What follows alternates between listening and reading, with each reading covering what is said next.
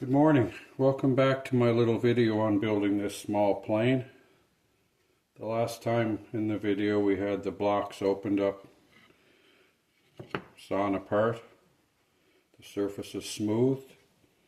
Since then I cut the center piece into two pieces, this being the slope that the iron will be sitting on. I then took a block plane and went over this surface to get it really flat until I put that iron on there and felt some nice resistance. Knew I had a really good surface. Once that was done, I was able to put the block back together, align them by hand exactly where I want it, and then put a couple of clamps on and drill for these 4 dowels. These are just alignment dowels for the glue up to get everything back in place where I want it to.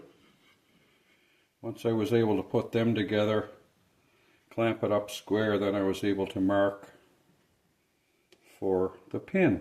I use a wooden pin in the traditional fashion as opposed to a metal pin. It has one flat side that the wedge rests against to compress it in place. So I'm really ready for a glue up now. The pin will go in there. The plane will be assembled on the dowels like that.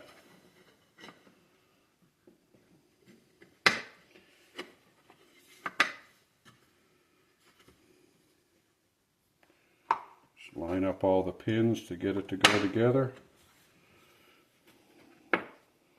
and then we can squeeze it together like that, put it in clamps. The dowel will be in place, of course. Using a metal dowel you can put it in later, but a wooden dowel, of course, it has to go in. So now we're ready to glue up this block and leave it sit for a day. After that, I'll come back and show you a final video on the last bit of shaping, making the wedge, and making this a working plane. Thanks for stopping by. We'll talk again.